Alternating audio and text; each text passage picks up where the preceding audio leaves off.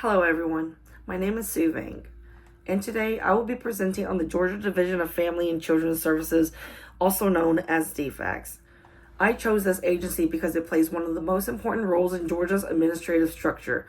It protects children, supports family, and administers essential social service programs.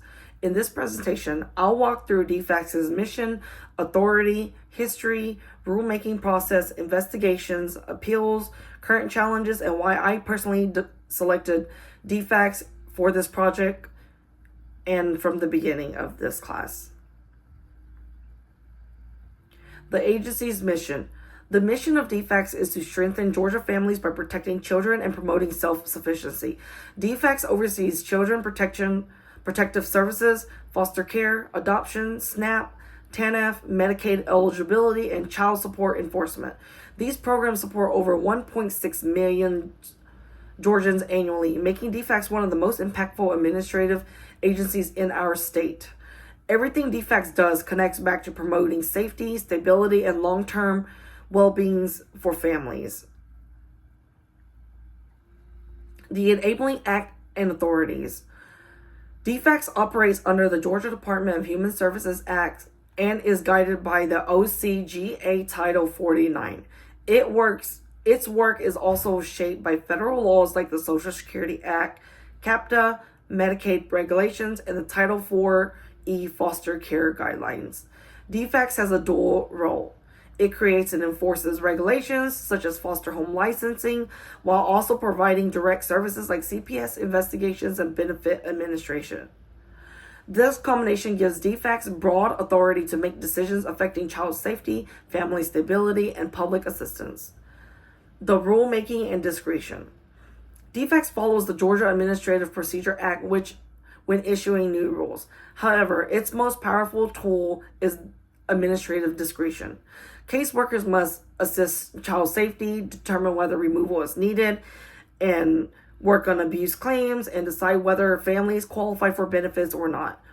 Georgia receives over 200,000 child protective reports per year, and DFCS must evaluate each one based on evidence, risk factors, and legal standards. Discretion must be used carefully, which is why DFCS has detailed policy manuals, training, and oversight systems. DFCS has a long history influenced by national child welfare trends and state reforms. This is the agency history. It was founded in 1937 during the New Deal to administer public assistance and child protection. In the 1970s and 60s, DFCS expanded significantly with the introduction of food stamps and foster caring, and AFDC, which is the Aid for Family Department and Children. In 1997, the Adoption and Safe Family Act shifted DFCS priorities toward child safety and permanency, requiring faster timelines for reunification or adoption for children. One of the biggest turning point occurred in 2005 with the lawsuit Kenny A. versus Purdue. This case revealed major issues in Georgia's foster care system, including high caseloads, safety lapse, and lack of oversight. The federal court decree required Georgia to reform DFCS by lowering caseloads, improving documentations, increasing safety checks, and implementing long-term independent monitoring. In 2009, DFCS was reorganized under the Department of Human Services to improve coordination. In 2013, DFCS launched the statewide CPS Intake Communications Center, standardizing abuse reporting for over 180,000 calls each year.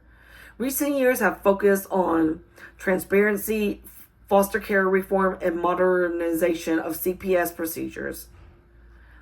Some of the overlapping jurisdictions. DFCS works closely with several different agencies and systems. The Juvenile Court oversees custody, removal, reunification, and termination of parental rights. Federal agencies like the USDA regulate SNAP, and HHS regulates TANF, Medicaid, and foster care fundings. Local law enforcement assists during criminal abuse investigations and emergency removal.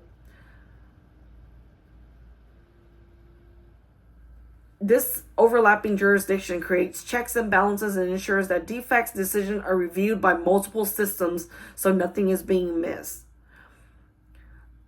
The investigation process. When someone reports abuse or neglect, the call goes to the statewide CICC line. Intake specialist determines whether the report meets Georgia legal threshold for investigation. If it's accepted, a DFCS investigator completes home visits, interviews, safety assessments, and reviews documentations. DFCS must then decide whether to create a safety plan, provide in-home services, or remove the child for immediate protection. Most investigations must be completed within 45 days. The final determination is either sustained or unsustained based on evidence and risk assessments. The agency leaderships. The DFCS director is a political appointee under the Department of Human Services. Because the DHS commissioner is appointed by the government, DFCS priorities can shift depending on the administration.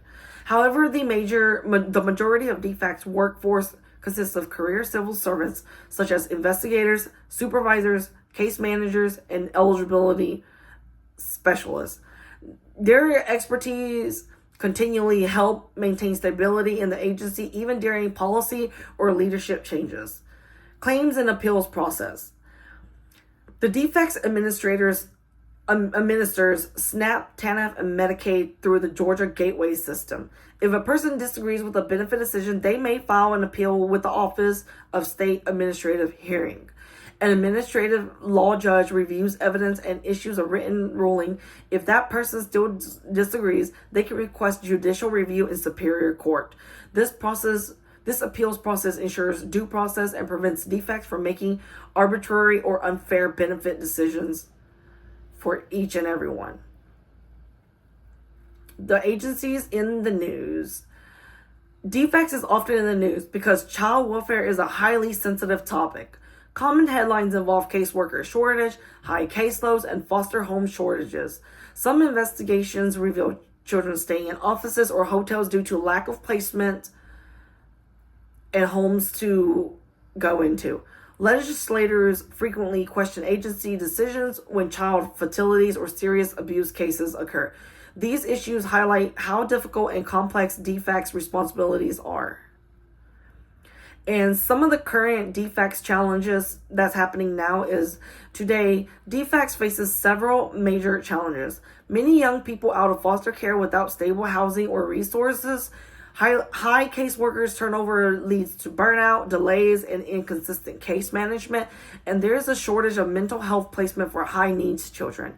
CPS reports continue to increase due to expanded mandatory reporting laws.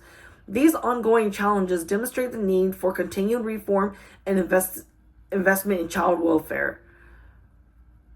The open records request.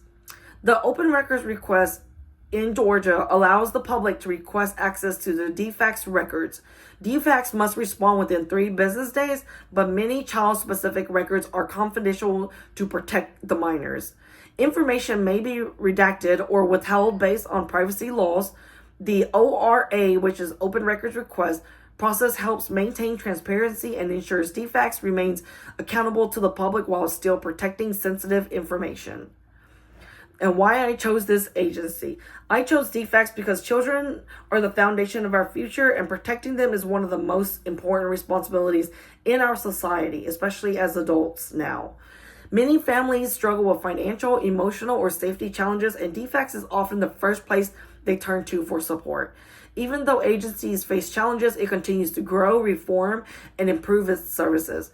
I also chose DFCS because I value the work they do and understand the impact they have on child safety, family stability, and long-term well-being.